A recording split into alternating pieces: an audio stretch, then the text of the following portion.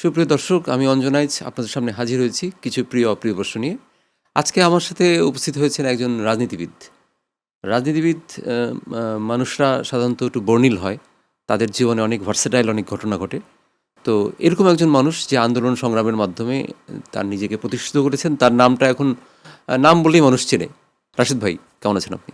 জি, আমি ভালো আছি। আপনি কেমন আছেন? আমি ভালো আছি। আপনার সাথে আমরা এই প্রোগ্রামে কিছু প্রিয় অপ্রিয় প্রিয় প্রশ্নই বেশি করব, অপ্রিয় প্রশ্ন করার দরকার নেই। করতে পারেন আপনার যেটা ভালো লাগে। তো না, অপ্রিয় প্রশ্ন অপ্রিয় না, কিন্তু অনেক সময় দেখা যায় যে কোনো প্রশ্ন হয়তো আমি প্রিয় অ্যাঙ্গেল থেকেই বলছি, সেটা অপ্রিয় হয়ে যাচ্ছে। আবার অনেক সময় হয় কি যে আমি দেখেছি আপনাকে আমাদের এই প্রোগ্রামে আপনি কিছু কথা বলতে চাচ্ছেন, যেটা আপনার কথা আপনি বলতে পারছেন না সময়ের জন্য, কারণ সাথে আরেকজন গেস্ট, উনি অর্ধেক কথা খেয়ে ফেলতেছেন। আপনার এই কথাগুলো বলা দরকার, আপনি জনগণকে জানানো দরকার, কারণ রাজনীতি করেন আপনারা আসলে কাদের জন্য? জনগণের জন্য। অবশ্যই। জনগণ হয়তো অনেক সময় জানতে পারে না। তো এটাই আমার বক্তব্য যে এই যে জনগণের জন্য রাজনীতি করেন, জনগণ কি এটা বোঝে?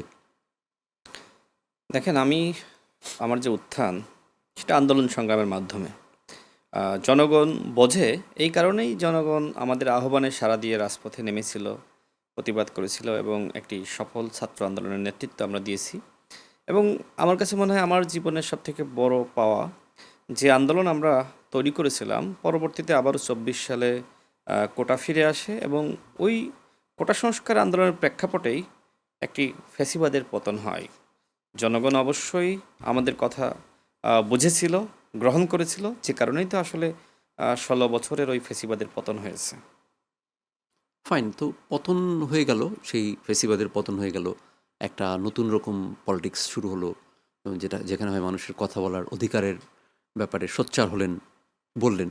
তা আমি একটা ব্যাপারে মানে খুবই ব্যথিত হই, যেমন আপনি কিন্তু খুব রেজিং ভয়েস আপনার, আপনি কিন্তু খুব কোনো কথা রাগ ঢাক করে বলেন না, খুব স্ট্রেটলি বলেন। আমি কিন্তু আপনার টক শো সবসময় দেখি, মানে আপনার টক শোর খুবই ফ্যান আমি। তো দেখি, কিন্তু আমি দেখি যে ইদানিং আপনাকে, এটার কারণ আমি ঠিক জানি না, আপনার যে টক শো দেখার পর আমি আবার মাঝে মাঝে কমেন্ট পড়ি, আপনার দেখি যে আপনার কমেন্টের পেছনে এত রকম গালাগালি কেন? মানে এটা আমাকে খুব ব্যথিত করে। এই গালাগালিগুলো কে দেয়, কেন দেয়? দেখেন, আপনি যে সময় ফেসবুকে বা ইউটিউবে টকশো দেখেন বা ভিডিও দেখেন, তখন কি আপনি কোনো কমেন্ট করেন? আমি তো কমেন্ট করি না। যদি করি, কখনো কোনো ভালো নাটক দেখলে কি করি, লিখি যে খুব সুন্দর হয়েছে। কিন্তু জি। ভালো না হলে তখন এটা কি লিখবো? ভালো হয় না, এটা কি লিখবো? এটা লেখার তো কিছু নাই। আর আপনি গালি দেওয়ার বললেন তো যে প্রশ্নই আপনি আসে না। আমার টক শো দেখে আপনার ভালো লাগে, তাই না? হ্যাঁ, হ্যাঁ, হ্যাঁ। কিন্তু আপনি ওই ভালো লাগার মধ্যেই সীমাবদ্ধ। কিন্তু আরেকটা গ্রুপ আছে যারা পলিটিক্যালি মনে করেন যে আমার আদর্শের সাথে মিল নাই। এখন তারা আমার বক্তব্য শুনবে না। না শুনে, মানে আমি যে কথা বলছি, আমাকে দেখা যাচ্ছে, তারা একটা গালি দিয়ে চলে না, যাবে। কিন্তু গালিরও তো একটা সীমা থাকে। এখানে হয় কি যে খুবই ভয়ঙ্কর লেভেলের গালাগালি। মানে এটা আমি পড়াও যায় না, এত বাজে গালি। তো এটা কি আসলে মানে এরা কারা? আহ, এরা আসলে যে কারা, দেখেন, না, এটা কি আমি আপনি জানেন না? ম্যাক্সিমাম ক্ষেত্রে দেখেছি যে এরা আসলে জামাত এবং শিবিরের রাজনীতির সাথে জড়িত। এবং বাংলাদেশে এই মুহূর্তে যেটা আমার কাছে মনে হয় যে মানুষের কাছে এক ধরনের ওপেন সিক্রেট, যে কোন দল গালিগালাজে ফার্স্ট, সেটা জামাত এবং শিবির। আমি এই সমালোচনা কেন করছি, এর কারণটা হলো যাতে করে আমাদের এই কথাগুলো শুনে তাদের শীর্ষ নেতৃবৃন্দ যারা আছে, তাদের এই কর্মীদেরকে কিছুটা হলেও প্রশিক্ষণ দেয়। আপনি দেখবেন যে যারা মধ্যপন্থী রাজনীতি করে, তারা কিন্তু নানান কাজে অনেক সময় ব্যস্ত থাকে। তারা এই ফেসবুকে বা ইউটিউবে হয়তো ভিডিও শোনে, কিন্তু এই যে কমেন্ট করতে হবে, শেয়ার দিতে হবে, সেদিকে তারা খুব বেশি মনোযোগ দেয় না। কিন্তু বিশেষ করে জামাত ইসলাম একটা ক্যাডার ভিত্তিক দল, তাদের আবার এক ধরনের সংঘবদ্ধ রাজনীতি, যে তার অপছন্দের কেউ বা তার বিপরীত আদর্শের, সুতরাং তাকে দেখলেই গালি দেওয়া। আমার কাছে মনে হয় হয়তো ঘরোয়াভাবে তাদেরকে এই গালিগালাজের প্রশিক্ষণ দেওয়া হয়, অন্যথায় এটা কি তারা, আসলেই দেওয়া হয়? আমার কাছে মনে হচ্ছে অন্যথায় মানে এই একটা দলের সবাই কেন গালিগালাজ করবে কেন? আমার কাছে মনে হয় যে হয়তো তাদের এক ধরনের প্রশিক্ষণ দেওয়া আছে, যে তোমার অপোজিশনে যে আছে, মানে যার মতামত তোমার পছন্দ হয় না, তাকে যদি তুমি কাউন্টার করতে চাও, তাকে যদি তুমি হতাশ করতে চাও, থামিয়ে দিতে চাও, সেক্ষেত্রে তাকে লাগাতার গালিগালাজ করো। না, একটা সময় সেই গালিগালাজ দেখে সে কিন্তু বিরক্ত হয়ে যাবে, আর কথা বলার জন্য সামনে আসবে না। তো আমার মনে হয় যে আমি যেহেতু আসলে জামাত এবং শিবিরের যে ধরনের রাজনীতি সেটা নিয়ে আমি সমালোচনা করি। তো আমার এই সমালোচনা তাদের কাছে আসলে ভালো লাগে না। যদিও আমি গঠনমূলক সমালোচনা করি। আমি নিজেও কিন্তু কখনো গালিগালাজ করি না। তো তারা চায় আমার এই সমালোচনা বন্ধ করতে। এবং এইজন্যই তারা কিন্তু প্রতিনিয়ত তারা গালিগালাজ করে। আমার কাছে মনে হয়। না, কিন্তু আপনি তো জামাত শিবিরের কথা বললেন। গতকালকে আমাদের টিভিতে একজন মানে একজন এনসিপির নেত্রী এসেছিলেন। উনি একটা কথা বললেন। উনি বললেন, ওনাকে বলা হয়েছিল যে এরকম এই গালাগালি বা গুপ্ত রাজনীতির ব্যাপারটা নিয়ে কথা বলা হচ্ছিল। সে বলল যে গুপ্ত রাজনীতি করে হচ্ছে বিএনপি। আপনি এটা কি অ্যান্সার দিবেন? মানে গুপ্ত রাজনীতি আসলে কি বিএনপি গুপ্ত রাজনীতি করে? বলা হয়েছিল যে আপনারা একটা গুপ্ত রাজনীতি করেন। তো উনি বলছেন, না, আসলে বিএনপির মধ্যে বিভিন্ন গুপ্ত আছে। আমি কি সেই নারী নেত্রীর নাম জানতে পারি? আহ, নামটাই জানলেন। আচ্ছা। হ্যাঁ। দেখেন, আপনার বিএনপি কখনোই গুপ্ত রাজনীতি করে না। এখন গুপ্ত রাজনীতি আসলে কোনটা? যেমন ছাত্র শিবির, তাদের আসলে কয়েকটি শাখা রয়েছে বা তাদের রাজনীতির পলিসি রয়েছে। প্রথমত তাদের একটা অংশ প্রকাশ্যে রাজনীতি করবে, একটা অংশ প্রেশার গ্রুপ হিসেবে রাজনীতি করবে, আর একটা অংশ আপনার সাধারণ শিক্ষার্থী হিসেবে থাকবে, আর একটা অংশ ক্ষমতাসীনদের মধ্যে মিশে যাবে। তাহলে কয়টা অংশ? চারটা অংশ। চারটা অংশ। এখন এই যে ক্ষমতাসীনদের মধ্যে মিশে যায় কেন? চাকরি বাকরির সুবিধা, যাতে করে এই অংশটা যখন আপনার সরকারি চাকরির জন্য পরীক্ষা দিবে, ভেরিফিকেশনে যাতে করে সমস্যাটা না হয়। দ্বিতীয়ত আরেকটা অংশ রাখে পেশার গ্রুপ হিসেবে, অন্যান্য ছাত্র সংগঠন, ভিন্ন মতে যারা রয়েছে তাদেরকে চাপ সৃষ্টি করা, যেটা ঢাকা বিশ্ববিদ্যালয়ে আমরা লক্ষ্য করছি। এবং আরেকটা অংশ আপনার সাধারণ শিক্ষার্থী হিসেবে আন্দোলন করবে, যেটা আমরা দেখেছি যে ডাকসু নির্বাচনের আগে যে সময় ছাত্রদল হল কমিটি দিল, সাধারণ শিক্ষার্থীদের লেবাসে তারা কিন্তু ছাত্রদলের বিরুদ্ধে আন্দোলন করলো। কিন্তু দেখেন ওই শিবিরের কিন্তু ঠিকই হল কমিটি রয়েছে, সেটার বিরুদ্ধে কখনো আন্দোলন হয়েছে? অর্থাৎ এই ধরনের গুপ্ত রাজনীতি, যে রাজনীতি আসলে অন্যের জন্য ক্ষতিকর বা আপনার পরিচয়টা গোপন করা। এখন বিএনপির ক্ষেত্রে যে কথা তিনি বলেছেন যে বাংলাদেশে আসলে গুপ্ত রাজনীতি করে বিএনপি, এটা আসলে কতটুকু সত্য আমি বিশ্লেষণ করি। দেখেন, বাংলাদেশের বর্তমান মাননীয় প্রধানমন্ত্রী, তিনি দীর্ঘ ১৭ বছর নির্বাসিত জীবনে ছিলেন। এখন তিনি কি এই নির্বাসিত জীবনে গুপ্ত ছিলেন, নাকি আসলে তার উত্থানটাই গুপ্ত? দেখেন, তিনি কিন্তু যে সময় বাংলাদেশে ছিলেন প্রকাশ্য রাজনীতি করেছেন। তিনি গ্রামে গঞ্জে পাড়া মহল্লায় ছুটে চলেছেন, মানুষের কাছে গিয়েছেন ওই সময়, এখনও যেভাবে যাচ্ছেন। কিন্তু যে সময় ফখরুদ্দিন মঈনুদ্দিন সরকার বা ১/১১ সরকার যখন ক্ষমতায় আসলো, তাকে কিন্তু গ্রেপ্তার করা হলো, তার মেরুদণ্ড ভেঙে দেওয়া হলো। এরপরে তাকে কিন্তু বাধ্য হয়ে নির্বাসিত জীবনে যেতে হলো। এখন নির্বাসিত জীবনটা কেমন ছিল? তিনি কি সেখানে বসে চুপচাপ হয়ে গিয়েছিলেন, নাকি আসলে তিনি মানে অন্য ধরনের গুপ্ত পরিবেশের মধ্যে ছিলেন? দেখেন, তিনি কিন্তু প্রকাশ্যে ছিলেন, দল পরিচালনা করেছেন, কথা বলেছেন, নেতৃবৃন্দের খোঁজখবর রেখেছেন তার জায়গা থেকে। তিনি যদি আসলে বাংলাদেশে থেকে রাজনৈতিক কার্যক্রম পরিচালনা করতে চাইতেন, আমি আপনাকে চ্যালেঞ্জ করে বলতে পারি, যেহেতু আওয়ামী লীগকে তারা ক্ষমতায় বসালো এবং এটা একটা প্রক্রিয়ার মধ্য দিয়ে, যেটা প্রণব মুখার্জি তার বইয়ে কিন্তু লিখে গিয়েছে, অর্থাৎ আওয়ামী লীগকে ক্ষমতায় আনবেই। আওয়ামী লীগ ক্ষমতায় আসার পরে প্রতিদিন শেখ হাসিনা কোন ব্যক্তির বিরুদ্ধে কথা বলতো? সেটা হলো জনাব তারেক রহমান। তারেক রহমান যদি বাংলাদেশে থাকতো, নিশ্চিত আজকে আমরা যে প্রধানমন্ত্রীকে দেখছি, এই প্রধানমন্ত্রীকে আপনি আমি দেখার সুযোগ পেতাম না। তাকে অবশ্যই ফাঁসিতে ঝোলাতো শেখ হাসিনা। কারণ আওয়ামী লীগ জানতো, বাংলাদেশে যদি বিএনপির রাজনীতি বেঁচে থাকে, সেটা জনাব তারেক রহমানের মাধ্যমেই বেঁচে থাকবে, তার নেতৃত্বে, তার হাত ধরে। এবং তারেক রহমান বাংলাদেশের প্রধানমন্ত্রী একসময় না একসময় হবে। শেখ হাসিনা এইটা বুঝতে পেরেই কিন্তু দেখবেন তার চরিত্র হনন করা, তাকে নিয়ে নানান ধরনের মন্তব্য করা। ঠিক যে ধরনের মন্তব্য শেখ হাসিনা করত, এনসিপির নেত্রী একই ধরনের মন্তব্য করেছে, জামাত ইসলামের নেতৃবৃন্দও একই ধরনের মন্তব্য করেছে। দেখেন, আমি দেখছি আওয়ামী লীগের ফেসবুক পেজ, সেখানে জনাব তারেক রহমানকে নিয়ে, বিএনপি সরকারকে নিয়ে যেভাবে সমালোচনা, মিথ্যাচার, প্রপাগান্ডা, এমনকি বিষোদ্গার করা হচ্ছে, ঠিক একই ধরনের সমালোচনা জামাত ইসলাম, এনসিপি নেতৃবৃন্দ করছে তাদের ফেসবুকে। তার মানে কি, আমাদের মাননীয় প্রধানমন্ত্রী যে কথা বলেছেন যে ওই ১৬ বছরের যে ফেসিবাদ, ওই ফেসিবাদের ভূত এখন আমাদের যারা বিরোধী দলে আছে তাদের ঘাড়ে চেপে বসেছে। কিন্তু এনসিপি আর জামাত শিবির তো এক না। তারা তারা তো আমরা জানি যে এনসিপি একটা আন্দোলনের ফলে তৈরি হওয়া একটা মানে নতুন বন্দোবস্তের একটা দল, যে কিনা আমাদেরকে আশা ভবিষ্যৎ দিবে, যাদের মাধ্যমে আমরা আসলে নতুন একটা দেশ পাবো, নতুন একটা জাতি পাবো, তারা আমাদেরকে আলোকিত করবে, এনলাইটিং একটা পাওয়ার। যাদের মধ্যে যারা জেনজির মধ্যে তারা আছে, তারা আসলে সবাইকে তারা পরিচালিত করবে, এরকম একটা আলোকিত একটা গ্রুপ হচ্ছে এনসিপি। তো আর জামাত ইসলামী তো ভিন্ন। কিন্তু তাহলে জামাত ইসলামের কথা আমরা এনসিপির মুখ দিয়ে কেন শুনতে পাচ্ছি?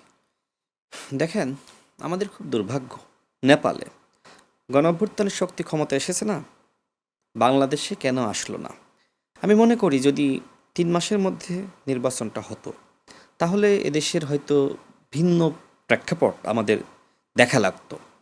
কিন্তু ওই যে তারা ভুল করলো, ক্ষমতার স্টেক নিতে হবে, নির্বাচন ছাড়া একটি অন্তর্বর্তীকালীন সরকার গঠিত হবে, সেই সরকার সংস্কারের নামে, বিচারের নামে তারা একটি দীর্ঘ সময় ক্ষমতায় থাকবে এবং এই দীর্ঘ সময়ে আমাদের ক্ষমতার স্টেক আমরা তৈরি করব। দেখেন, নাহিদ ইসলাম তিনি কিন্তু ক্ষমতায় থেকেই দল গঠন করেছেন, আমি চ্যালেঞ্জ করে বলতে পারি। কারণ নাহিদ ইসলাম দল গঠনের সময় তার মন্ত্রীপাড়ায় যে বাসভবন ছিল, সেখানে আমাদেরকে অসংখ্যবার ডেকেছেন, বৈঠক হয়েছে, কথাবার্তা হয়েছে। তো সেই সময় তিনি আসলে ওই পদে থেকেই দল গঠনের প্রক্রিয়া শুরু করেছিলেন, বিভিন্ন দল, সংগঠন, ব্যক্তি তাদেরকে নিয়ে সমন্বিতভাবে। তো নাহিদ ইসলাম যে সময় দল গঠন করলেন, তার আগে তো পদত্যাগ করলেন, তাই না? দল গঠিত হয়ে গেল। এরপরে দেখবেন যে এই দল বাংলাদেশে যে একটি সম্ভাবনা, যেটা আপনি বললেন যে এই দল তো আমাদেরকে পথ দেখাবে, নতুন শক্তি যারা গণ অভ্যুত্থানের নেতৃত্ব দিয়েছে। জামাত ইসলাম মনে করলো যে বিএনপি বড় একটি দল, বিএনপির মতন বড় হওয়া আমাদের পক্ষে সম্ভবপর নয়। কিন্তু এই মুহূর্তে আমরা সেকেন্ড লার্জেস্ট পার্টি, অর্থাৎ আমরা দ্বিতীয় বৃহত্তম দল। যদি এনসিপি এখন সেকেন্ড লার্জেস্ট পার্টি হয়ে যায়, সেক্ষেত্রে আমাদের অস্তিত্ব থাকে না। ওই যে এনসিপি গঠন শুরু হলো, গঠনের প্রক্রিয়া, সেই সময় থেকে শিবিরের সাবেক নেতৃবৃন্দ, জামাত শিবিরের সাবেক নেতৃবৃন্দ, কর্মী বা বর্তমানে যারা আছে, তাদেরকে এনসিপির মধ্যে ঢুকিয়ে দিল। এটা কি গুপ্ত? আমি আসতেছি, এটাও গুপ্ত পলিসি, ঢুকিয়ে দিল। এখন যেটি হলো, দেখেন, পরবর্তীতে যেটি হলো, তাদের মধ্যে জামাত শিবিরের বলাইটা বেশি। হ্যাঁ, এনসিপির শীর্ষ নেতৃবৃন্দ তারা হয়তো জামাত শিবিরের সাথে সম্পৃক্ত না, কিন্তু 80% এনসিপির মধ্যে জামাত শিবিরের নেতৃবৃন্দ ঢুকিয়ে দিল, ওই যে ওই পলিসির জায়গা থেকে যে এনসিপিকে আমাদের থেকে বড় হতে দিব না। এবং দেখেন, আমরা দেখলাম পরবর্তীতে এনসিপির শীর্ষ নেতৃবৃন্দ এটা বুঝেছিল, তারা এই পলিসি বুঝে ফেলালো। তো যে কারণে অনেকে বাদও দিয়েছে, কিন্তু নানানভাবে, নানান কৌশলে বাদও দিয়েছে। তো একটা সময় আর আসলে এই কৌশলের সাথে এনসিপি পেরে দেয়নি, কারণ যে ছেলে ছাত্র দল করে বা অন্য দল করে, সে তো আর এনসিপিতে যাচ্ছে না। এখন সাধারণ মানুষ সবাই তো আর পলিটিক্স করবে না, তাহলে লোক কই থেকে আসবে? সুতরাং তারা বাধ্য হয়ে জামাত এবং শিবিরের যারা আসতে চাইলো তাদেরকে অ্যালাউ করলো এবং তাদের নিয়ে এখনো পর্যন্ত পলিটিক্স করতেছে। দেখবেন যে ডাকসু নির্বাচন বা ছাত্র সংসদ নির্বাচন বা এই সময়ের আগে পরে এনসিপির মধ্যে, জামাত শিবিরের মধ্যে ব্যাপক মতপার্থক্য, যেটা আমরা দেখেছি যে জামাতের যিনি সেক্রেটারি জেনারেল, তিনি পর্যন্ত বলেছেন যে বাপের থেকে বড় হইতে চেয়েও না। নানান সমালোচনা, নাসিরউদ্দিন পাটোয়ারি বলেছে যে জামাত ইসলাম ভারতের তৈরি করা একটি দল। এমনকি হাসনাত তিনি বলেছেন যে জামাত ইসলাম কি ইসলামিক দল, প্রশ্ন করেছেন। তো এই বিতর্কগুলো আমরা দেখেছি। তো এই যে আপনার মানে এনসিপির যে সম্ভাবনা, সেই সম্ভাবনা কিন্তু এরকম তাদেরকে বিতর্কিত করা নানানভাবে, তারপরে তাদের মধ্যে ঢুকে পড়া, এই সম্ভাবনাটা অনেকটা আসলে আমার কাছে মনে হয় দুর্বল হয়ে গেল। তো যখন নির্বাচনের সময়টা আসলো, তখন দেখেন এনসিপি চেয়েছিল বিএনপির সাথে জোট করতে, এনসিপির শীর্ষ নেতৃবৃন্দ। যদিও তাদের ওই যে 80% কর্মী, তারা কিন্তু বারবার চাচ্ছিল যে জামাতের সাথে জোট করুক, কিন্তু এনসিপির শীর্ষ নেতৃবৃন্দ দেখলো না, আমরা তো আসলে কোনো ইসলামিক দলের সাথে বা 71-এর দায়েসে এরকম কোনো দলের সাথে জোট করতে পারি না। যে কারণে নাহিদ ইসলাম বলেছিল যে এদেশের মানুষ জামাতের নেতৃত্বকে গ্রহণ করবে না, এবং এ ধরনের নানান বক্তব্য কিন্তু আমরা দেখেছি নাহিদ ইসলামের পক্ষ থেকে। ও আরেকটা কথা বলেছিল যে যাদের ঐতিহাসিক দায় আছে তাদের সাথে আমরা জোট করব না। তার মানে শীর্ষ নেতৃবৃন্দ সিদ্ধান্ত নিয়ে ফেলিয়েছিল জামাতের সাথে জোটে যাবে না। কিন্তু এরপরে কেন্দ্রীয় কমিটির মিটিং ডাকলো, ওই যে জামাতের যে পলিসি, যেহেতু 80% তারা, তো এই মিটিংয়ে ভোটাভুটি হলো। তো ভোটাভুটি হয়ে সবাই তো বিএনপির সাথে ম্যাক্সিমামই যেতে চায় না, সবাই জামাতের সাথে যেতে চায়, ওই যে জামাতের শুরুর পলিসি। এখন এই পলিসি অ্যাপ্লাই করার কারণে এনসিপির ওই যে স্বতন্ত্র রাজনীতি, সেই সম্ভাবনাও নষ্ট হলো। আবার যে বিএনপির সাথে যেতে চেয়েছিল সেটিও পারলো না। আরেকটি ব্যাপার ছিল, সেটি হলো যে বিএনপির সাথে যাওয়ার সিদ্ধান্ত তারা অনেক পরে নিয়েছিল। যে সময় নিয়েছে সে সময় আসলে বিএনপি তার প্রার্থীগুলো ইতিমধ্যে ঘোষণা করেছে। তো এই বিষয়ে বিএনপির একজন খুবই মানে গুরুত্বপূর্ণ নেতা এবং শীর্ষ পর্যায়ের নেতৃত্ব, তার সাথে আমি কথা বলছিলাম। আমি বলছিলাম যে ভাই, তাদেরকে নিয়ে নেন, যেহেতু গণ অভ্যুত্থানের নেতৃত্ব দিয়েছে, তাদের অনেকগুলো আসন যদি দেওয়া যায় দিয়ে নিয়ে নেন। তো তিনি বললেন যে দেখো রাশেদ, এটা যদি তারা আগে বলতো, আমরা আগে অনেক চেষ্টা করেছি, কিন্তু তাদের কর্মীবৃন্দ নেতৃবৃন্দ জামাত শিবিরের বাইরে আসতেই চায়নি। এখন শীর্ষ নেতৃবৃন্দ আসতে চায়, কিন্তু আমরা আসন ঘোষণা করে ফেলিয়েছি, আর আমাদের দল তো আসলে মধ্যপন্থী দল, তুমি তো জানোই এই দেশের কালচার কেমন। তো আমরা এখন যদি আসন ছাড়ও দিই, সেক্ষেত্রে অনেক সময় অনেকে বসবে না। তো সেক্ষেত্রে এনসিপি আমাদেরকে বলবে যে আমাদের সাথে আমাদেরকে নিয়ে মুনাফিকি করেছে, তারা বিদ্রোহী প্রার্থী দাঁড় করিয়ে দিয়েছে। তো এই তকমা আমরা আসলে নিতে চাই না। সর্বশেষ তারা বলেছিল যে আমরা হয়তো সব মিলিয়ে 4টা আসন আমরা ছাড়তে পারবো। মূলত এই যে বিএনপির সাথে গেল না, বিএনপি আসলে বেশি আসন ছাড়তে পারে নাই, মাত্র 4টা আসন ছাড়ার ব্যাপারে সম্মত হয়েছিল। আর এদিকে জামাত ইসলাম তো আসন নিয়ে বসে আছে। জামাত ইসলাম তো 100 আসন দিয়ে দিলেও সমস্যা নাই, তাই না? কারণ জামাত ইসলাম জানে যে আমি তো ক্ষমতায় যাব না। তো সব মিলে আসনও দিয়েছে এবং টাকাও দিয়েছে, সব মিলে এনসিপি সেখানেই গিয়েছে। আর বিএনপি তো টাকাও দিত না আর বেশি আসনও দিতে না, চায় না। এটা ঠিক আছে। আপনি বললেন যে তাহলে ওদেরকে 4টা আসন দিত, জি, এনসিপিকে 4টা আসন 4টা দিত। আসন। তো এনসিপিকে 4টা আসন দিত, ওদিকে আপনাদের গণ অধিকার পরিষদকে দিত হচ্ছে 2টা আসন। জি, কিন্তু আপনি গণ অধিকার পরিষদের একজন শীর্ষস্থানীয় একজন মানুষ, আপনি তো একদম মানে নূর এবং আপনি দুজন তো আপনারা তো একদম শীর্ষ। আপনি তাহলে যে কোশ্চেনটা আসলে সামাজিক যোগাযোগ মাধ্যমে বেশি হয় আপনি যে, করতে পারেন যে কোনো হ্যাঁ, প্রশ্ন। মানে এই কোশ্চেনটা আসে, যেটা হচ্ছে যে আপনি তাহলে আপনার দল ত্যাগ করে আপনি মানে দলকে ওমিট করে আপনি কেন বিএনপিতে কেন আমি বিএনপিতে যোগদান চলে করলাম? গেলেন? হ্যাঁ, আচ্ছা, এই প্রশ্নের উত্তর দিই। দেখেন, আম যে দল আমি ছেড়ে বিএনপিতে যোগদান করেছি, অবশ্যই দলের প্রতি আমার মায়া ভালোবাসা আছে, সন্তানের মতন, তাই না? মানে আপনার তো ওই দলের অবস্থান অনেক ভালো, মানে ওখানে আপনি এক্স্যাক্টলি, শীর্ষ পর্যায়ের একজন। এক্স্যাক্টলি। তো মূল প্রবলেমটা হয়েছিল যে অন্তর্বর্তীকালীন সরকার তারা আসলে আরপিও সংশোধন করলো এবং এটি পাশও করালো। দেখেন, আগে যেটি হয়েছিল যে আমাদের মতন মাঝারি দলের যারা ছিল বা ছোট দলে, তারা কিন্তু বড় দলের সাথে জোট করে ওই জোটের প্রতীকে নির্বাচন করার সুযোগ ছিল, যেটা জামাত ইসলামও একসময় করেছে। 18 সালের নির্বাচনে ধানের শীষ প্রতীকে জামাত ইসলাম নির্বাচন করেছে। তো ঠিক আমাদের মতো যারা ছিল তারাও তো একই ধরনের চিন্তার মধ্যে, কারণ এই দেশে তো আসলে বিএনপি আওয়ামী লীগ বড় দুটি দল, এর বাইরে তো মানে নিজ দলের প্রতীকে নির্বাচন করার অভিজ্ঞতা বা বাস্তবতা খুব কম। তো সেই জায়গা থেকে তো আসলে একটা পর্যায়ে এমন হলো যে জামাত ইসলাম এমন একটা পলিসি নিল যে বিএনপির সাথে কেউ যাতে না যাওয়ার সুযোগ পায়, এই জন্য জামাত ইসলাম এবং এনসিপি সরকারের উপর চাপ সৃষ্টি করে আরপিও সংশোধন করালো, যে যারা জোট করলেও নিজ দলের প্রতীকে আসলে আপনার নির্বাচন করা লাগবে। তো গণ অধিকার পরিষদ ঠিক আছে, আন্দোলন সংগ্রামে একটা ভোকাল দল, কিন্তু নিজ দলের প্রতীকে শুধুমাত্র আপনার নিজের জায়গা থেকে ইলেকশন করে পাশ করা সেই বাস্তবতা আসলে ছিল না, যেটা গণসংহতি আন্দোলন এমনকি এনসিপিরও। তো সেই জায়গায় আসলে আর আমার যে এলাকা ঝিনাইদহ 4 থেকে আমি নির্বাচন করেছি, আমার আসন ছিল ঝিনাইদহ 2, দলীয় সিদ্ধান্তে আমাকে ঝিনাইদহ 4-এ নির্বাচন করার জন্য সেখানে সিদ্ধান্ত দেওয়া হয়। সব মিলে যেহেতু আসনটা নতুন এবং মানে আমাদের দল তো আসলে এইভাবে মানে এমন না যে আমার দলের প্রতীকে ইলেকশন করলে আমি পাশ করব। তো নানান বাস্তবতায় তখন নুরুল হক নূর, হাসান আল মামুন, তাদের সাথে আমি আলোচনা করলাম। তাদের সাথে পরামর্শক্রমেই আমি তখন বিএনপিতে প্রাথমিক সদস্য হয়ে আমি ধানের শীষের নমিনেশন নিয়ে আমি ইলেকশন করি। এটা একটা বাস্তবতার জন্য। মানে এমন না যে আমি আসলে আমার দল তখন এমনি এমনি ছেড়ে দিয়েছি। এটা জামাত ইসলাম এবং এনসিপি যে ধরনের একটা মানে নোংরা পলিটিক্স করেছিল, যে কারণে আমি শুধু না, আমার মতন ববি হাজ্জাজ ভাই এরকম আরও অনেকে, তারা কিন্তু আপনার বিএনপিতে জয়েন করলো এবং মানে ধানের শীষ প্রতীকে নির্বাচন করলো। এটা ওই এলাকার বাস্তবতা এবং ওই সময়কার আসলে প্রেক্ষাপটের কারণে। এখন যেহেতু বিএনপি এবং গণ অধিকার পরিষদের আদর্শের মধ্যে মিল আছে, দেখেন বিএনপির সাথে গণ অধিকার পরিষদ 2022 সাল থেকে যুগপৎ আন্দোলন করে এবং আদর্শিক মিল না থাকলে তো একসাথে লড়াইটা করা যায় না।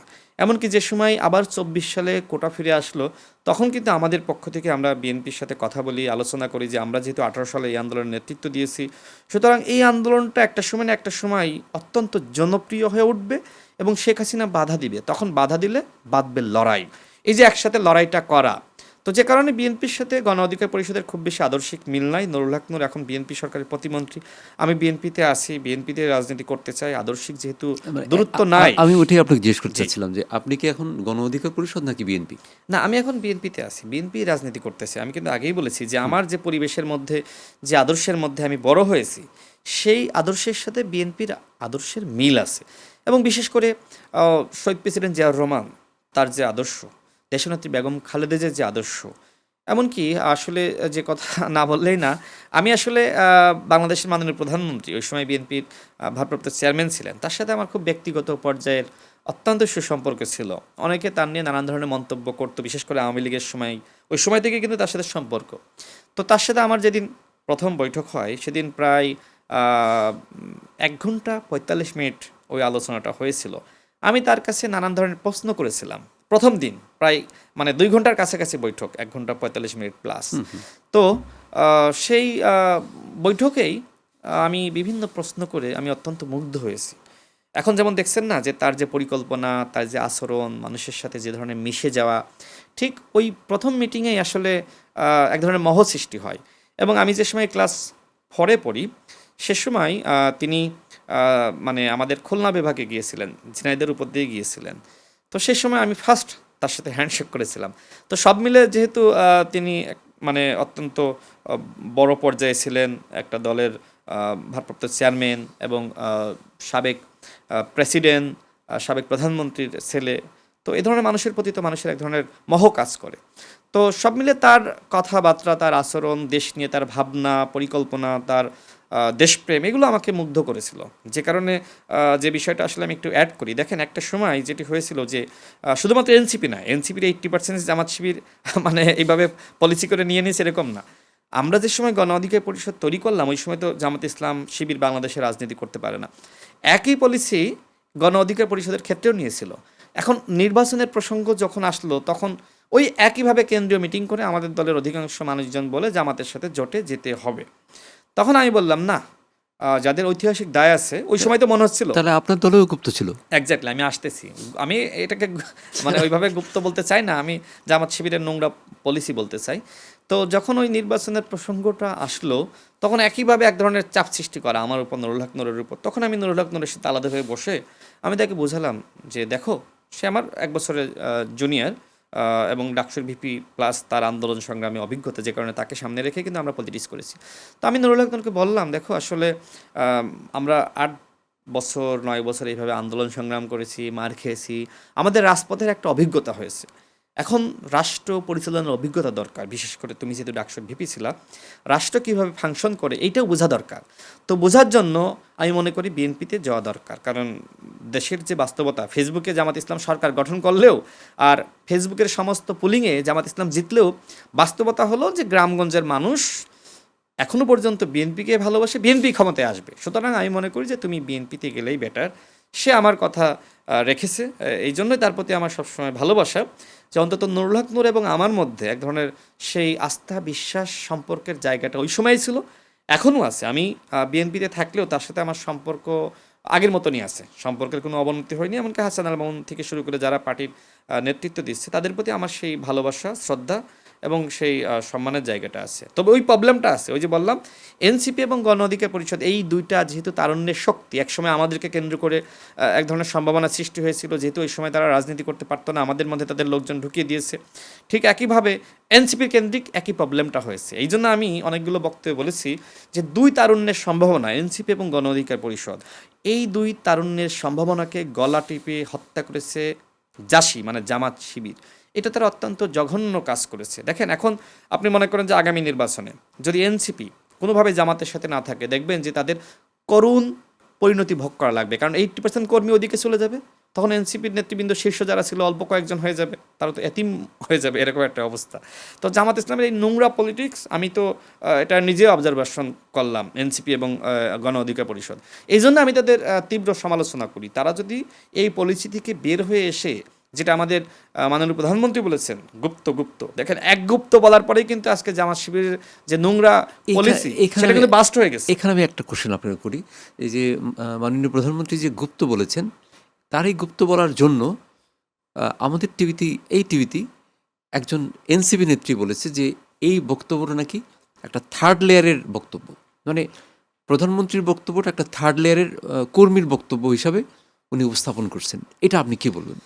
আমি আপনাকে বলি, দেখেন, জামাত ইসলাম যেভাবে নির্বাচনের আগে মানুষকে বিভ্রান্ত করছিল, বিশেষ করে বাড়ি বাড়ি গিয়ে তালিম করা, মহিলাদেরকে এনে খিচুড়ি বিরিয়ানি খাওয়ানো এবং জান্নাতের বিষয়ে ব্যাখ্যা বিশ্লেষণ করা, মানে কেন জামাত ইসলামকে ভোট দিলে আপনি জান্নাতে যাবেন, টিকিট বিক্রি করা। হ্যাঁ, দেখেন, আমি দেখলাম যে আজকে সংসদে জামাতের একজন এমপি বলছেন যে কোথায় আমরা বলেছি যে মানে আমাদের ভোট দিলে জান্নাতে যাওয়া যাবে।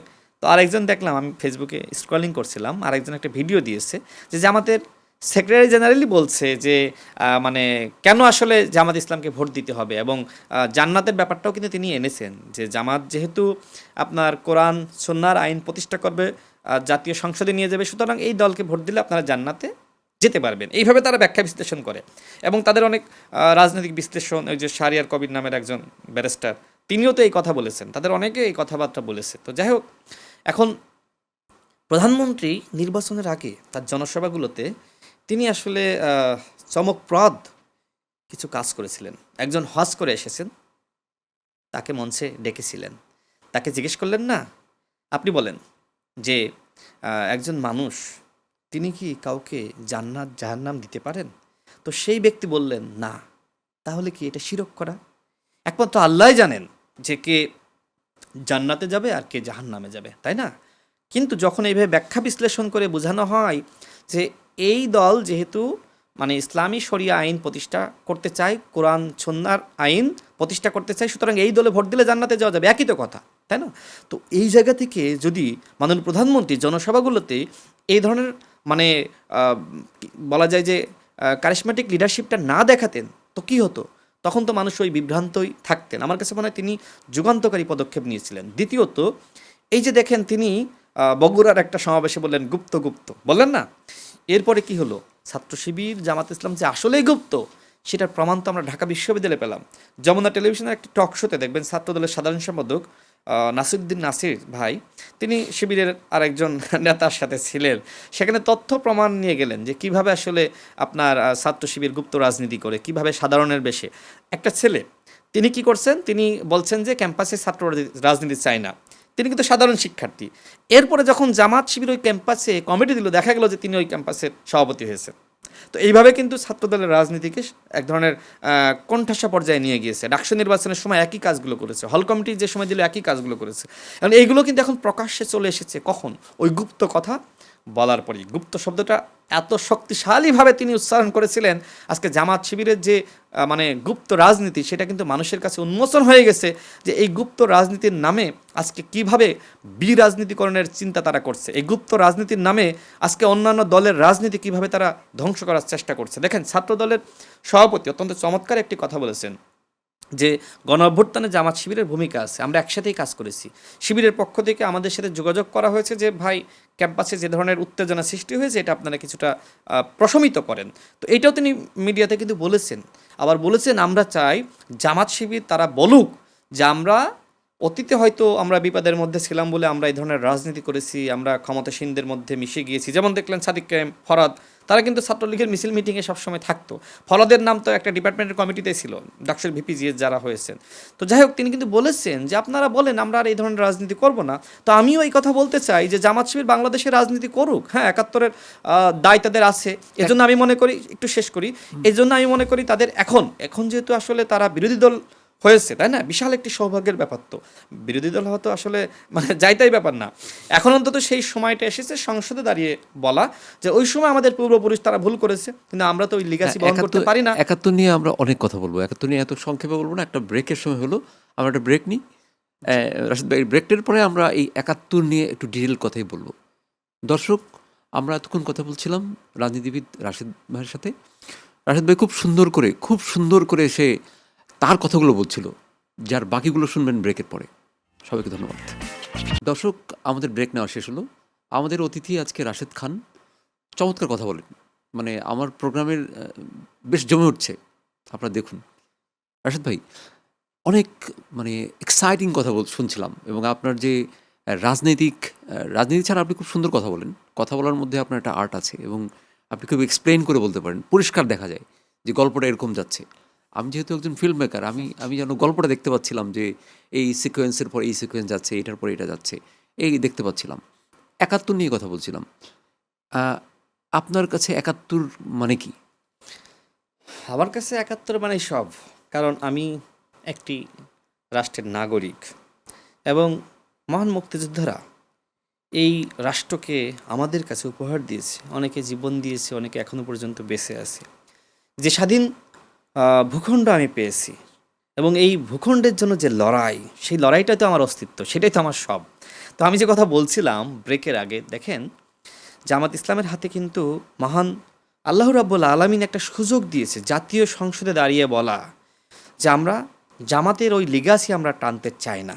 আমাদের পূর্বপুরুষ যারা ছিল তারা ভুল করেছে, আমরা সেই ভুলের খেসারত দিতে চাই, আমরা দুঃখ প্রকাশ করার মধ্য দিয়ে আমাদের পূর্বপুরুষদের পক্ষ থেকে। এই কথা তারা বলতে পারে না। দেখেন ইনিয়ে বিনিয়ে বিভিন্ন জায়গায় গিয়ে মানে এক ধরনের ইয়ার্কি মেরে কিন্তু আমরা দেখেছি যে তারা এক ধরনের দুঃখ প্রকাশ করে, যেটা আমরা জামাতের আমিরের এক ধরনের বক্তব্য, তিনি সম্ভবত লন্ডনে গিয়ে ঘড়ি ধরে বলছিলেন এখন এই সময়, মানে আমি এই সময় বলছি নানান কথাবার্তা, কিন্তু সেটা ব্যঙ্গাত্মকভাবে। আমি মনে করি আনুষ্ঠানিকভাবে জাতীয় সংসদে তাদের বলা উচিত যে আমরা ওই লিগাসি আর বহন করতে চাই না। দ্বিতীয়ত আর যে কাজটা তারা করতে পারে, যেহেতু জামাত ইসলাম আসলে ঐতিহাসিক দায়, আপনি যতই দুঃখ প্রকাশ করেন আর যাই করেন, এই নামটার সাথে কিন্তু ওই ঐতিহাসিক দায় থেকেই যায়।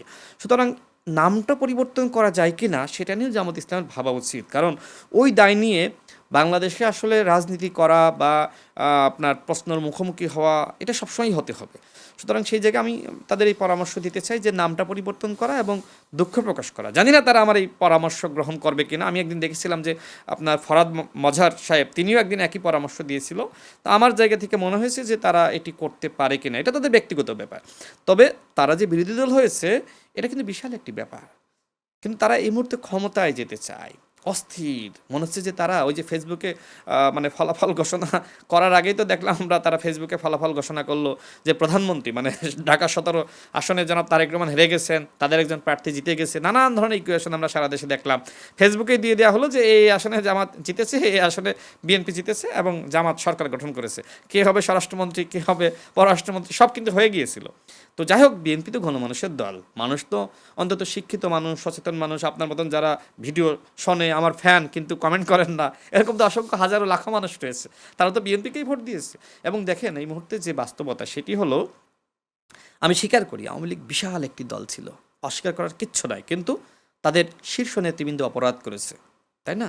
এই দল এখন আসলে আপনার আন্দোলনের চাপে এই দলের সাংগঠনিক কার্যক্রম নিষিদ্ধ হয়েছে এবং সেই অধ্যাদেশ কিন্তু আইন আকারে পাশও হয়েছে। জামাত শিবিরে ফিরে আসা খুব কঠিন। তার মানে কি এই মুহূর্তে বাংলাদেশের সবথেকে বড় দল বিএনপি, এরপরে জামাত ইসলাম, এরপরে অন্যান্য দল আছে।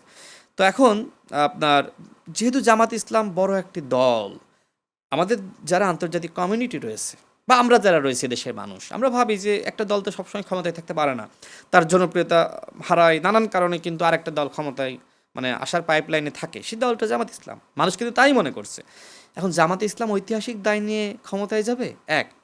দ্বিতীয়ত যে তারা যে ধরনের গুপ্ত পলিটিক্সটা করে, তৃতীয়ত তারা যে ধরনের ক্যাডার ভিত্তিক পলিটিক্সটা করে, তো এইভাবে আসলে আপনার ওই ৭১-এর দায় নিয়ে ক্ষমতায় যাওয়া কতটুকু আসলে বাস্তবসম্মত। এবং রাষ্ট্র, আমি একটু শেষ করে দিই এই ব্যাখ্যাটা, এবং রাষ্ট্র পরিচালনা কঠিন একটি কর্মযজ্ঞের ব্যাপার। যাতে জাতীয় সংসদে আমরা দেখছি যে তাদের যারা এমপি হয়েছে অধিকাংশ কিন্তু মাদ্রাসার শিক্ষক বা আপনার মানে বা আপনার লোকালি কোনো চাকরি বাকরি করে এরকম আর কি। কিন্তু বিএনপি যারা রয়েছে দেখবেন ব্যারিস্টার, এরপরে আপনার ব্যবসায়ী বা আপনার বিশ্ববিদ্যালয়ের শিক্ষক বা আপনার সাবেক এমপি, এরকম মানে অভিজ্ঞ আসলে আপনার এমপি বলা যায় তারা, যে অতীতে তারা এই ধরনের আইন প্রণেতা, তারা জি, আইন সম্পর্কে রাষ্ট্রযন্ত্র জানে। তারা পরিচালনা করেছে। জামাত ইসলাম কিন্তু এই জায়গাটাই আসলে নাই। তো এই জায়গাটায় যদি যদি তারা যেতে চায়, তাহলে ওই যে তারা বলছে না যে আমরা তো শরিয়া আইন বাস্তবায়ন করতে চাই না, তার মানে কি তারা মধ্যপন্থী রাজনৈতিক দল হতে চায়। তার মানে মধ্যপন্থী রাজনৈতিক দল হতে গেলে সেই ধরনের মধ্যপন্থী আচরণ করতে হবে। প্রথমত গালিগালাজ বন্ধ করতে হবে, এরপরে তাদের কর্মীদেরকে প্রশিক্ষণ দিতে হবে, গুপ্ত রাজনীতি বন্ধ করতে হবে, এই কাজগুলো করতে হবে। কিন্তু আরেকটা প্রবলেম আছে। প্রবলেমটা কি? সেটা হলো যে আমি একজন উপদেষ্টার সাথে কথা বলছিলাম, মানে অন্তর্বর্তীকালীন সরকারের উপদেষ্টা। তো ওই যে একটা ন্যারেটিভ তৈরি করা হলো না যে এইবার জামাত ক্ষমতায় আসতেছে, মানুষ কি বলছে, যারা জামাতের নেতৃবৃন্দ তারা টকশোতে গিয়ে জনসভায় গিয়ে বলছিল যে মানুষ বলে যে আগে তো আওয়ামী লীগের বিএনপিকেও দেখেছি, আওয়ামী লীগকে দেখেছি, নতুন কিছু যায় জামাত ইসলাম। তো এই ধরনের ন্যারেটিভ তারা তৈরি করেছিল। তো যাই হোক, তো মানুষ কিন্তু আসলে সেই ন্যারেটিভটা গ্রহণ করে নাই, কারণ মানুষ কিন্তু দিন শেষে বুঝেছে যে যদি জামাত ক্ষমতায় যায় কি হবে। ওই উপদেশটা আমাকে বলছিলেন যে কি হবে, দেন এই যে আওয়ামী লীগকে আপনি নিষিদ্ধ করেন আর যাই করেন, আর বিএনপি বড় একটি দল, সবাই কিন্তু রাজপথে থাকবে। তো মনে করেন যে একসাথে না, আলাদা আলাদাভাবে যুগপৎভাবে মনে করেন যে বিএনপি একদিকে আর আপনার আওয়ামী লীগ একদিকে, এক সপ্তাহ কি ক্ষমতা পরিচালনা করতে পারবে জামাত ইসলাম? তার মানে জামাত ইসলাম বাংলাদেশের বাস্তবতায় এবং আন্তর্জাতিক সমর্থনে ক্ষমতায় গিয়ে টিকে থাকা অত্যন্ত কঠিন। জামাতের নেতৃবৃন্দ, শিবিরের নেতৃবৃন্দ অনেকের সাথে আমার ব্যক্তিগতভাবে আলাপ হয়েছে। তারাও এটা বিশ্বাস করে যে আমাদের প্রতিবেশী রাষ্ট্র ভারত এবং আন্তর্জাতিক সম্প্রদায় আমেরিকা, ইউরোপ তারা রয়েছে। আরও অনেক ইকুয়েশন আছে, রাষ্ট্রযন্ত্র আছে, মিলিটারি আছে, আমলাতন্ত্র আছে। এখনও পর্যন্ত ওই ৭১-এর দায় থাকার কারণে জামাত ইসলাম ক্ষমতায় এসে রাষ্ট্র পরিচালনা করুক এটা আসলে অনেকে চায় না, কিন্তু তারা রাজনীতি করুক এটা অনেকে চায়। যে হ্যাঁ, দেশে তো আসলে রাজনীতি করার অধিকার বা সাংবিধানিক সেই রাইট সবারই রয়েছে, সেই জায়গায় জামাত ইসলাম রাজনীতিতে প্রাসঙ্গিক থাকুক, কিন্তু ক্ষমতায় গিয়ে রাষ্ট্র পরিচালনা করুক এটা অনেকে চায় না। এবং ওই যে বাস্তবতা, উপদেষ্টা আমাকে বলছিলেন যে আওয়ামী লীগ বিএনপি তো একসাথে রাজপথে নামবে, তো জামাত তো আসলে এক সপ্তাহ আসলে রাষ্ট্র চালাতে পারবে না। এমন না যে তারা আসলে ক্ষমতায় আসতে দেয়নি, মূলত বাস্তবতা তৈরি হয়নি। তো ওই বাস্তবতার জায়গায় যদি আসলে জামাত ইসলামকে যেতে হয়, দীর্ঘমেয়াদী একটা পরিকল্পনায় কাজ না, করতে হবে আপনি যে প্রশিক্ষণের কথাটা আমি একটু বলতে চাচ্ছিলাম যে জি আপনি বলছিলেন যে তাদের একটা প্রশিক্ষণ নেওয়া দরকার। জি তো আমি কালকে দেখলাম যে সংসদ অধিবেশনে বীর মুক্তিযোদ্ধা ফজলুর রহমানের বক্তব্য যখন চলাকালীন তাকে কথাই বলতে দিচ্ছিল না, সবাই উঠে দাঁড়িয়ে কথা বলছিল। স্পিকার সাহেব বারবার, স্পিকার যেহেতু সেই তো হাউস চালায়, সে বারবার বলছিল যে একটা মানুষ যখন কথা বলছে আপনারা তাকে কথা বলতে দেন, কিন্তু উনি কথাই বলতে পারতেছেন। উনি বয়স্ক একটা মানুষ, উনি বলতেছিল যে আমার বয়স ৭৮ বছর, আমি কথা বলি। এবং ওনার কথাগুলো কিন্তু খুব মজার, উনি কিন্তু খুবই মানে খুবই স্ট্রং কথা বলেন। মানে কবিতা সুরে সুরে বক্তব্য হ্যাঁ, হ্যাঁ, দেন। সে বলতেছিল আমি বিষ খাবো। তো সে বলতেছিল আমি বিষ খাবো যদি, আমি বলেছিলাম যে আমি বিষ খাবো যদি জামাত ইসলামী ক্ষমতায় আসি, যদি 2/3 মেজরিটি ওরা পায়। তো কিন্তু সে কথা কিন্তু শেষ করতে পারেনি। এটাই আমার মনে হয় যে ওনারা যে তাদের কর্মীদেরকে ওনারা যে লেসন দেবে, ওনারা তো নিজেরাই সেই লেসনটা মানছে না। আমি সেই কথাই কিন্তু বলছিলাম যে ক্ষমতায় গিয়ে রাষ্ট্র পরিচালনা করা অত্যন্ত কঠিন ব্যাপার। সেই ধরনের ধৈর্য, অভিজ্ঞতা এবং ম্যানেজমেন্ট করার যে ধরনের ক্যাপাসিটি, সেগুলো আপনাকে অর্জন করতে হবে। জামাত ইসলাম তার ধারে কাছেও নাই। এই জন্য আজকে দেখলাম সড়ক ও যোগাযোগ মন্ত্রী তিনিও কিন্তু জামাত ইসলামকে একই ধরনের পরামর্শ দিয়েছেন, কালকেও অনেকে দিয়েছেন যে আপনাদের কর্মীদেরকে প্রশিক্ষণ দেন, এমনকি আপনাদের যারা এমপি হয়েছে তাদেরকে প্রশিক্ষণ দেন। মানুষ কিন্তু এখন দেখছে যে হ্যাঁ, জামাত ইসলামের সাংগঠনিক শক্তি এটা অনেক ভালো, কিন্তু রাষ্ট্র পরিচালনা ভিন্ন জিনিস, সেটা আসলে জামাত ইসলামের নাই। তো সেই জায়গা থেকে ওই যে বললাম না যে আল্লাহর রহমতে তারা তো আসলে বিরোধী দল হয়েছে, এখন যেহেতু আওয়ামী লীগ নাই, তাহলে তাদেরকে তো একটা সময় হয়তো তারা ক্ষমতায় যেতে চাইবে, তাই না? বা বাস্তবতা তৈরি হবে। বিএনপি তো সারা জীবন ক্ষমতায় থাকবে এরকম না তো, মানে কাউকে না কাউকে তো বিকল্প হতে হবে। যেহেতু জামাত ইসলাম সেকেন্ড পজিশনে আছে, তো তারা যদি আসলে ওই ধরনের বাস্তবতার আলোকে ক্ষমতায় যেতে চায় বা বাস্তবতা তৈরি করতে চায়, তাহলে তাদের এখন থেকেই পরিবর্তন করতে হবে। প্রথমত নামটা পরিবর্তন মাস্ট। ৭১-এর দায় নিয়ে বাংলাদেশে ক্ষমতায় যাওয়া যাবে না।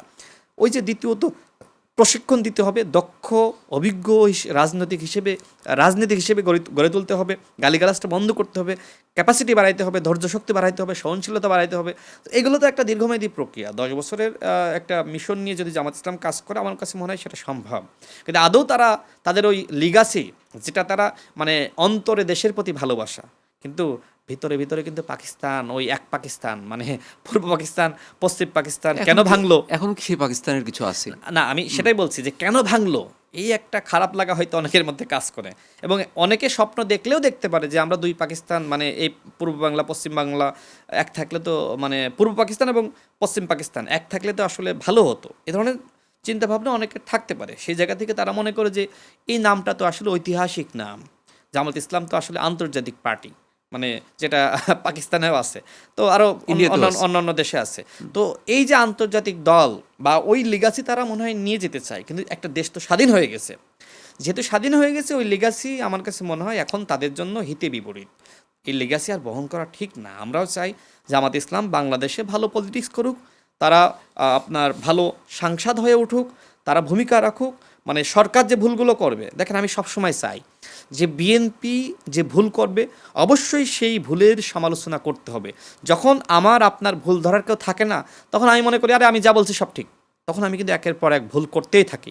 সুতরাং আমি ভুল করলে আপনি সমালোচনা করবেন, গালিগালাজ না, আপনি আমার ভুল ধরিয়ে দেন, গঠনমূলক পরামর্শ দেন, আপনি আমাকে সহযোগিতা করেন। তো জামাত ইসলাম সেই কাজগুলো করুক। দেখেন আজকে সংসদে দেখলাম মাননীয় প্রধানমন্ত্রী চট্টগ্রামে যেভাবে আসলে ডুবে গিয়েছে পানিতে, মানুষ খুব কষ্টে আছে, তিনি দুঃখ প্রকাশ করলেন। কিন্তু এর জন্য তো আসলে বিএনপি দায়ী না, এটা আওয়ামী লীগের যে ধরনের স্ট্রাকচার, মানে বৃষ্টি হইলেই ডুবে যায় সর্বত্র, ঢাকা থেকে শুরু করে চট্টগ্রাম, রাজশাহী, বিভিন্ন জায়গায়।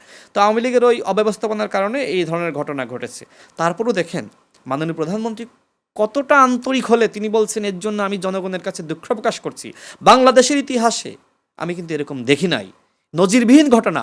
এবং এর আগে আরও অনেক ঘটনার জন্য তিনি দুঃখ প্রকাশ করেছেন। এমনকি তার একটা ভুল, আমরা মানুষ না, কথা বলতে গেলে অনেক সময় কিন্তু উচ্চারণে ভুল হয়, হয় না? অনেক সময় মানে একটা কথা বলবো আরেকটার সাথে মিলে যায়, হয় না? তারপরেও তিনি, তার ভুলটা হয়ে গেলে তিনি পরবর্তীতে আবার বলেন যে আমি আসলে ওই সময় আমার স্লিপ অফ টাং হয়েছিল, এটা ভুল হয়ে গিয়েছিল।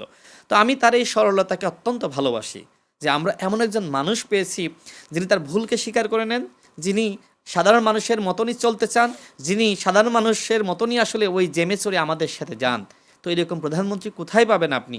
আপনি দেখেন যে তিনি আপনার ৯টার সময় অফিস করেন, ৯টার সময়, যেটা বাংলাদেশের ইতিহাসে বিরল ছিল। এমনকি তার দেখা দেখি আজকে আপনার তিনি প্রতিনিয়ত যেহেতু সচিবালয়ে যাচ্ছেন, তার দেখা দেখি কিন্তু ওই আমলারা তারা সতর্ক হয়েছে, দুর্নীতি কমে গিয়েছে, পুরোপুরি বন্ধ হয়েছে বলবো না। এমনকি বিএনপির নেতৃবৃন্দের কথা বলি, দেখেন অনেকে তো আসলে বিএনপির অতীতের রাজনীতি নিয়ে সমালোচনা করে না। আমি যেহেতু বিএনপি করি, আমি তো যেহেতু ইলেকশন করেছি, আমি তো এলাকায় যাই। বিএনপির অনেকে যেটি বলে যে দেখেন মানে মানে আমরা কিভাবে চলবো, আমাদের তো আয় উপার্জন মানে যেটা আগে ছিল যে আমরা হয়তো কোনো হয়তো কাজ নিতে পারতাম বিভিন্নভাবে তদবির করে, বা আপনার ওই যে আপনার যে রাস্তার কাজ সেগুলো নিতে পারতাম, এখন তো এটা কঠিন হয়ে গেছে। বিএনপি এটাকে কঠিন করে দিয়েছে, কারণ বিএনপি চাচ্ছে রাজনৈতিক পরিবর্তন, যে আগে যে বিএনপি ছিল তারেক রহমানের নেতৃত্বে সেই বিএনপি না, এখনকার বিএনপি অত্যন্ত পরিশুদ্ধ বিএনপি।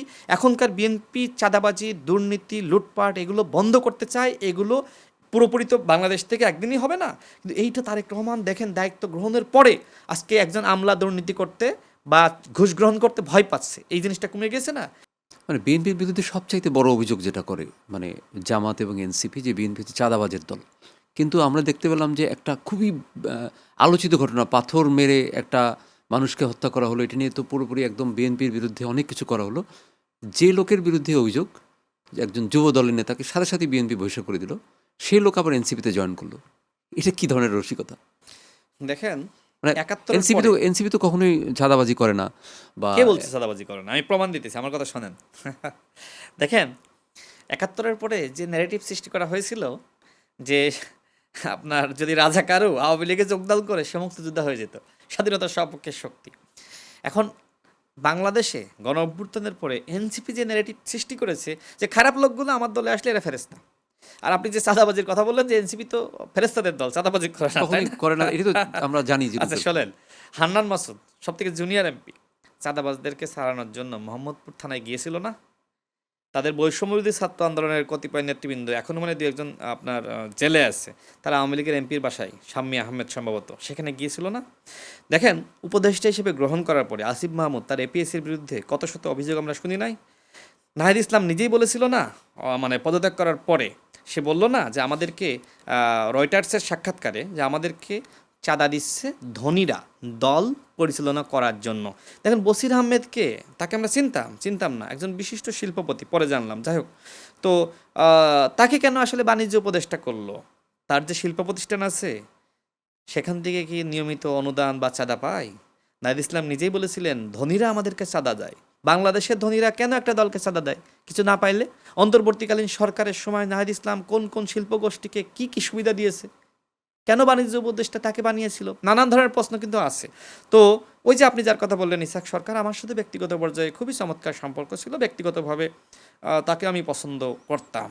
কিন্তু তিনি এনসিপিতে গেলেন, তিনি যেহেতু জাতীয় নির্বাচন আসলে দলের সাথে মানে বিদ্রোহী প্রার্থী হয়ে ঘোষণা দিয়ে তিনি নির্বাচন করলেন, দল তাকে তো অবশ্যই বহিষ্কার করবে। এবং ওই ঘটনায় ওই যেটা বললেন যে পাথর মেরে মানুষ খুন, ওই সময় এনসিপি স্লোগান দিচ্ছিল যে বিএনপি সরকারের চমৎকার গুণ পাথর মেরে মানুষ খুন। তো সেই চমৎকার গুণের মানুষ যার বিরুদ্ধে অভিযোগ, আমি জানি না এটা আসলে কতটুকু সত্য মিথ্যা, উই ডোন্ট নো, বাট অভিযোগটা তো তার বিরুদ্ধে, তাই না? যে তার লোভের কারণে এই ধরনের খুন হয়েছে। তো সেই ব্যক্তিকে নিয়ে গেলেন, তিনি এখন বলছেন যে মানে এনসিপি না হলে ৩০ বছরেও বিএনপি সরকার বা বিএনপি দল হিসেবে আওয়ামী লীগের পতন ঘটাইতো পারতো না, এই কথাবার্তা বলছেন। বা তিনি বলছেন যে আমরা বিএনপিকে ক্ষমতা থেকে নামাবো, হুমকি ধামকি দিচ্ছেন যে খুব শীঘ্রই আমরা। তো এগুলো আমার কাছে খুব হাস্যকর লাগে। একটা মানুষ দল ছাড়তেই পারে, যেমন আমি গণ অধিকার পরিষদ ছেড়েছি, তাই না? তো আমি গণ অধিকার পরিষদ ছেড়ে আমি বিএনপিতে গিয়েছি, এনসিপি নেতৃবৃন্দ আমাকে বলে নব্য বিএনপি। অথচ যে মানুষটা এনসিপিতে যোগদান করেছে ওকে নব্য এনসিপি বলা যাচ্ছে না। মানে বুঝতেছেন বিষয়টা? তো আমি তো মনে করি যে এই স্বাধীনতা আছে তো মানুষের। আমি যদি মনে করি আমার বিএনপি ভালো লাগছে না, আমি অন্য একটা দলে যেতে পারি। আমি যদি মনে করি আমার এনসিপি ভালো লাগছে না, আমি আরেকটা দলে যেতে পারি। জামাত ভালো লাগছে না, যেতে পারি। কিন্তু নব্য বলবো কেন? এক। দ্বিতীয়ত, যে আমি একটা জিনিস করলে সেটা অপরাধ, আর আপনার দলে যে যাচ্ছে সে তো অপরাধী না। ওই যে আমি আর একটা প্রসঙ্গে ফিরে আসি। দেখেন, আমি যদি আজকে আপনার এই মানে প্রোগ্রাম থেকে ঘোষণা দিই যে আমি আগামীকাল জামাত ইসলামে যোগদান করব, ওই যে আপনি বললেন না যে কমেন্ট দেখলে তো দেখা যায় শুধু আপনার গালিগালাজ করতেছে। অসংখ্য গালাগালি হ্যাঁ, আপনার। গালিগালি। হয়তো আজকে এই প্রোগ্রামের নিচেও থাকবে। গালিগালাজ। তো দেখবেন যে আমি যখন বলবো যে আমি জামাত ইসলামে আগামীকাল যোগদান করব, দেখবেন পরশু থেকে আমি বাংলাদেশের সব থেকে ভালো মানুষ। নাসিরউদ্দিন পাটোয়ারি দেখতেন না, যে সময় তিনি বললেন যে আপনার সংস্কার চান নাকি কি চান, ভণ্ডামি করতেছেন আপনারা তো, মানে ভারতের তৈরি করা দল। হ্যাঁ, তারপরে জামাত ইসলামকে বললো না তো, নাসিরউদ্দিন পাটোয়ারিকে নিয়ে জামাত ইসলাম যে ধরনের গালিগালাজ করা, সেই নাসিরউদ্দিন পাটোয়ারি যে সময় তিনি আরেকটা আপনার প্রোগ্রামে দেখলাম তিনি বলছেন যে আমি শিবিরের সাথী ছিলাম। নাসিরউদ্দিন পাটোয়ারি যেটা বলল যে আমি শিবিরের সাথী ছিলাম, এরপর থেকে নাসিরউদ্দিন পাটোয়ারি জামাত শিবিরের কাজ খুব ভালো হয়ে গেছে, এবং আরও ভালো হয়েছিল যে সময় আসলে জামাতের সাথে জোটে গেল। মানে বিষয়টা আপনি বুঝতেছেন যে আসলে বিষয়টা কোন জায়গায় গিয়ে দাঁড়িয়েছে, যে আপনি যদি জামাতে যোগদান করেন বা জামাতের সাথে জোট করেন, আপনি বাংলাদেশের ফেরেস্তা, যত খারাপ মানুষ অতীতে আপনি থাকেন না কেন। দেখেন, এই যে আপনার মেজর আক্তার, তিনি জামাতের নেতা না এই মুহূর্তে, একসময় তো বিএনপির নেতা ছিলেন, আবার মুক্তিযোদ্ধা ছিলেন। তিনি আপনার মুক্তিযোদ্ধা ছিলেন। দেখেন, 24-এর গণ অভ্যুত্থানের সময় ফেস দ্য পিপুলের একটি টক শোতে আমিও ছিলাম, তিনিও ছিলেন। তো আমি যেহেতু 2018 সালে ছাত্র আন্দোলনের নেতৃত্ব দিয়েছি, এবং 24 সালে কোটা সংস্কার আন্দোলন ফিরে এসেছে, এটা তো আমার আন্দোলন, আমার সাথে লিগাসি আছে না, আমার তো রক্তের সাথে এটা মিশে আছে। আমি তো ওই সময় 15 দিন রিমান্ডের নির্যাতনের শিকার হয়েছে, সব মিলিয়ে 18 দিন আমি একটানা পুলিশের হেফাজতে ছিলাম। তো এই আন্দোলনের প্রতি আমার ভালোবাসা আছে না, তো আমি আন্দোলনের পক্ষে বলছি, ছাত্রদের পক্ষে বলছি। উনি আমাকে বললেন যে আমি রাজাকার, ওই মেজর আক্তার যে এখন জামাতের নেতা, এবং তিনি বললেন যে এই আন্দোলন করছে, কোটা বিরোধী আন্দোলন করছে, এরা রাজাকার, এভাবে তিনি বললেন। আমি প্রোগ্রামে দেখেছিলাম। দেখেছেন না, ওই প্রোগ্রামে আমি ছিলাম। তো সেই ব্যক্তিকে আপনাকে ব্যক্তিগত আক্রমণ করছিল অনেকভাবে। এক্স্যাক্টলি সেই ব্যক্তি জামাতে চলে গেল, সে এখন ফেরেস্তা, তাকে কেউ গালি দেয়? জামাতের লোককে তাকে গালি দেয়? তো বিষয়টা এরকম হয়ে গেছে। তাকে কেউ গালি আর দেয় না। তো যাই হোক, কেউ গালি আপনি দেয় না। দেখেন সংসদে কালকে আমাদের ফজলুর রহমান ভাই যে কথা বললেন, যে মানে কোনো প্রকৃত মুক্তিযোদ্ধা তিনি জামাত করতে পারেন না। আসলে জামাত করে কোন টাইপের মুক্তিযোদ্ধারা? মেজর আক্তারের মতন মুক্তিযোদ্ধারা, যারা আমাদেরকে রাজাকার বলেছিল, যারা গণ অভ্যুত্থানকে মনে করে যে এইটা রাজাকারদের ষড়যন্ত্র, সেই তারা, আমি সবাইকে বলছি না, হ্যাঁ, তাদের মতন মানুষকে আজকে আপনার ওই ধরনের মুক্তিযোদ্ধাদেরকে আজকে জামাত শিবির তাদের এখানে আশ্রয় দিচ্ছে। যাদেরকে বর্জন করছে বিএনপি অন্যান্য দল, তাদেরকে তারা আশ্রয় দিচ্ছে আর বলছে দেখো আমাদের দলেও এখন মুক্তিযোদ্ধারা আসতেছে। মানে ওই রাজাকারের তকমাটা বা 71-এর দায়টা ঘোষানোর জন্য তারা এই ধরনের কিছু মুক্তিযোদ্ধা মেজর আক্তারদের মতো নিচ্ছে, যারা আমাদেরকে রাজাকার বলেছিল। কিন্তু জামাত শিবিরের তো সমর্থক অনেক, তা এরা আমাদের দেশের, তো এরা অবশ্যই আমাদের দেশের নাগরিক। বিএনপি যেমন একটা বড় সংখ্যায় আছে, জামাত শিবিরও একটা, জামাত ইসলামেরও তো অনেক লোকজন আছে। তা আমরা যদি ইউনাইটেড না থাকতে পারি, এবং আমি এখানে আরও বলবো যে আওয়ামী লীগ করে এরকম লোকের সংখ্যা কিন্তু অনেক সাইলেন্ট আছে, হয়তো এবার ভোট দিয়েছে কি দেয়নি কিছু লোককে। আমি জানি যে আমি যেটুকু জানি যে বিএনপির অধিকাংশ ভোটই এবার শেষ মুহূর্তে গিয়ে, আওয়ামী লীগের অধিকাংশ ভোটই শেষ মুহূর্তে গিয়ে বিএনপিকে দেওয়া হয়েছে। অনেক জায়গায় দেখা গেছে যে ওখানে ভোট দিত না, তারা বিএনপিকে ভোট দিয়েছে, বিকজ অফ তারা জামাত আসতে দিতে চায় না, এরকম আমি শুনেছি, দেখেছি বিভিন্ন জায়গায়।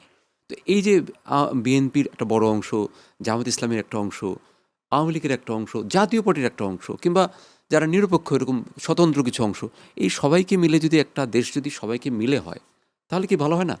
নাকি আমরা এরকম মানে এমবার্গো দিব যে ওদের রাজনীতি করতে দিব না, এরা 71 এর জন্য ওদেরকে বাদ দিয়ে দিব, এরা জাতীয় পার্টি এর স্বাদ ওদেরকে বাদ দিয়ে দিব, না কোনটা করব? আওয়ামী লীগ যেরকম করতো যে তারা নির্বাচনের সময় শুধু তারাই ইলেকশন করবে আর জাতীয় পার্টিকে দিবে, বাকি কেউ ইলেকশন করতে পারবে না। তো এখন কি অনেকটা সেরকমই হলো না ব্যাপারটা? দেখেন, আওয়ামী লীগ তারা ঐতিহাসিকভাবে ভুল করেছে, যে ভুল তারা অতীতে একবার করেছিল এবং এইবারও করলো। তো এই ভুলের তো বিচার হইতে হবে। আপনি মানুষ হিসেবে একটা মানুষকে খুন করলেন, আপনার বিচার হইতে হবে না? নিশ্চয়ই। মনে করেন যে আপনি 30 বছর জেল খাটলেন, এরপরে হয়তো আপনি জামিন পেলেন, মুক্তি পেলেন, তারপরে আপনি আপনার স্বাভাবিক জীবনে থাকবেন, আপনার ভুলের একটা বিচার হয়ে গেল। দ্বিতীয়ত আর একটা মানুষ, সে খুন করে নাই কিন্তু আরেকজনের গায়ে আঘাত করেছে।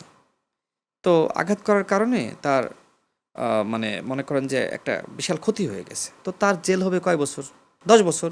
তো এইভাবে তো বিভিন্নভাবে বিচারটা হয়। এমনকি আওয়ামী লীগের আর একটা মানুষ, সে কোনো অপরাধ করে নাই, তার তো আর বিচার করার সুযোগ নাই, তাকে তো সুযোগটা দিতে হবে, তাই না?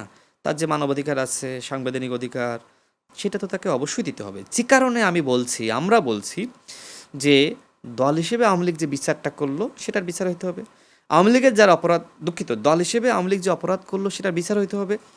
আর এর মধ্যে আওয়ামী লীগের মধ্যে যারা অপরাধ করলো তাদের বিচার হইতে হবে, আর যারা অপরাধ করে নাই তাদের তো অবশ্যই রিকনসিলিয়েশনের ব্যবস্থা করতে হবে। এটার সাথে কিন্তু আমরা একমত। কিন্তু সেটা তো আসলে একটা সময় লাগবে, যেটা আন্দোলন রহমান পার্থভাই সংসদে বললেন যে বিচার শেষ হওয়ার পরে আওয়ামী লীগের ব্যাপারে বা আওয়ামী লীগের যে পুনর্বাসন সেই ব্যাপারে আমরা আলাপ আলোচনা করে আমরা সিদ্ধান্ত নেবে, সেটা সংসদে আলোচনা হতে পারে।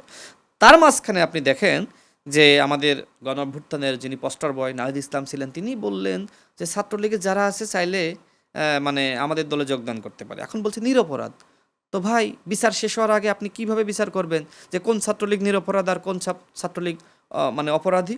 আমরা গতকালই দেখলাম যে আপনার ক্যাম্পাসে যারা ছাত্র শক্তির নেতৃবৃন্দ আছে তারা ঢাকা বিশ্ববিদ্যালয়ের ছাত্রলীগের রাজনীতি করত। তো একজনকে ধরে পুলিশে দিয়েছে। একদিকে বলছেন যে আসেন আমার দলে যোগদান করেন, অন্যদিকে ধরে আবার পুলিশে দিচ্ছেন। তো এই নীতি জামাতেরও রয়েছে, এটা আওয়ামী লীগ বুঝতে পেরেছে। বুঝতে পারার কারণে তারা মনে করছে যে বিএনপি একটি গণতান্ত্রিক দল, সেই হিসেবে আমরা মনে করি যে আমাদের যারা ভোট দিতে চাই আমরা বিএনপিকে ভোট দেওয়া বেটার। এবং ৭১-এর দায়টা বিশাল একটা ব্যাপার আওয়ামী লীগের জন্য। আওয়ামী লীগ ওই সময়কার আপনার জয়ী শক্তি, আর পরাজিত শক্তি হলো জামাত সহ অন্যান্য যারা ছিল অ্যাটসেট্রা। তো যাই হোক, এইটাও একটা ব্যাপার আছে। সব মিলে আমার কাছে মনে হয় যে হ্যাঁ, আওয়ামী লীগের ভোটাররা তারা নানান চিন্তাভাবনা করে বিএনপিকে ভোট দিয়েছে, ভবিষ্যতেও দিবে যতদিন না তাদের দল রিফাইন্ড আওয়ামী লীগ হিসেবে বা অন্য কোনো নামে যেভাবে হোক ফিরে আসছে। কিন্তু জামাত ইসলাম এবং এনসিপি ঐতিহাসিক দায় বা নানান কারণে কিন্তু সেদিকে যাওয়ার সুযোগ নাই। তবে আমি মনে করি, দেখেন, আমি মনে করি এনসিপি বাংলাদেশে অবশ্যই উদীয়মান শক্তি, রাজনীতি করবে। জামাত ইসলামের ৭১-এর দায় থাকলেও ২৪-এর গণ অভ্যুত্থানে তারা কাফফারা দিয়েছে। এই কথা কে বলেছে জানেন? নাহিদ ইসলাম। নাহিদ ইসলাম নিজেই বলেছে যে কাফফারা দিয়েছে জামাত ইসলাম ২৪-এর গণ অভ্যুত্থানে। এবং বিএনপি তো সবসময় কিন্তু দেখবেন যে জনগণের পক্ষে ছিল। হ্যাঁ, বিএনপি দল হিসেবে যে ভুল করে না সেটা আমি বলি না। হ্যাঁ, তাদেরও কিছু ভুল হয়েছে, কিন্তু তারা ভুলগুলো শুধরে নিয়েছে। ওই যে পার্থ ভাইয়ের কথায় ফিরে যায়, তিনি বললেন হ্যাঁ, আমরা মানুষ, আমরা ভুল করলে আমরা আবার সেই ভুলের জন্য আমরা কিন্তু নিজেদেরকে সংশোধন করতে পারবো, কিন্তু ৭১-এর ভুল সেটা তো আর সংশোধন করার সুযোগ নাই। তারপর আমি ক্ষমা চাইতে বলছি। তো যাই হোক, আমি মনে করি জামাত ইসলাম যেহেতু সবাই তো আর অপরাধ করে নাই, তাদেরও রাজনীতি করার অধিকার আছে। এখন আপনি যে প্রশ্ন করলেন একতার প্রশ্ন, এখন বিএনপি যেখানে বারবার একতার কথা বলছে, মাননীয় প্রধানমন্ত্রী শপথ গ্রহণের আগে জামাতের আমিরের বাসায় গেলেন, এনসিপির আহ্বায়ক নাহিদ ইসলামের বাসায় গেলেন, ইসলামী আন্দোলন বাংলাদেশের আমিরের বাসায় গেলেন। তিনি যে উদারতা এবং তিনি যে আসলে গণতন্ত্রে বিশ্বাস করেন, এগুলোই তার প্রমাণ করে। দেখবেন যে জামাতের এমপি সংসদে আজকে একজন অসুস্থ হয়ে পড়েছে, তাকে দেখার জন্য সাথে সাথে প্রধানমন্ত্রী কিন্তু চলে গিয়েছে। তার আন্তরিকতা দেখেন। জামাতের পক্ষ থেকে প্রস্তাব করা হলো যে জ্বালানি সংকট মোকাবেলায় একটা কমিটি করেন, প্রধানমন্ত্রী সেটা করে দিল। অতীতের যারা প্রধানমন্ত্রী ছিল তার তুলনায় আমি মনে করি, অবশ্যই আমি দেশনেত্রী বেগম খালেদা জিয়ার কথা বলছি না, মানে ফেসিবাদী জামানায় বা আপনার এরশাদের সময় যেটা হয়েছিল, হ্যাঁ, বা অন্যান্য সময়। কিন্তু তারেক রহমান সাহেবের যে পলিসি, উদারতা, গণতন্ত্র মনা, তিনি তিনি যে আসলে ভিন্ন মতকে সহ্য করেন। এর আগে দেখবেন যে তিনি তার ফেসবুকে তিনি কিন্তু আপনার তাকে নিয়ে কার্টুন আঁকা হয়েছিল, সেটাও শেয়ার দিয়েছিল, সেটাও গঠনমূলক একটা হ্যাঁ, সমালোচনা হ্যাঁ, ছিল। এটা দেখেছিলাম। এটা হয়েছে। তো আমি সেটাই বলছি যে বিএনপি বিরোধী দলকে সাথে নিয়ে দেশ চালাইতে চায়, কারণ বিরোধী দল বাংলাদেশের গুরুত্বপূর্ণ স্টেক হোল্ডার, অংশীদার। দেখেন, একটা দেশ যদি আপনি চালাইতে চান, কোনোভাবেই সরকারি দল যত ভালোই পারফর্ম করুক, যদি অপোজিশনের সহযোগিতা না থাকে তিনি দেশ চালাতে পারেন না। এই জন্য আমরা আহ্বান রাখতে চাই জামাত ইসলাম এনসিপির প্রতি। একটা গণ অভ্যুত্থান হয়েছে, এই গণ অভ্যুত্থানের পরে এনসিপির যারা ঘনিষ্ঠ ছিল বা এনসিপি গঠিত সরকার ১৮ মাস চালিয়েছে, আমরা দেখেছি সংস্কারের নামে, বিচারের নামে কি ধরনের জনগণের সাথে প্রহসন করা হয়েছে। বিএনপি জনগণের ভোটে ক্ষমতা এসেছে, বিএনপিকেও ওই সময় এনসিপি দাবি করে আমরাও বলেছিলাম যে আপনাদের প্রতিনিধি সরকারে দেন, বিএনপি বলেছে না, আমরা যেতে চাই না। তো যাই হোক, নির্বাচনের মধ্য দিয়ে বিএনপি ক্ষমতায় এসেছে, দেশের জনগণ 51% ভোট দিয়ে ক্ষমতায় বসিয়েছে।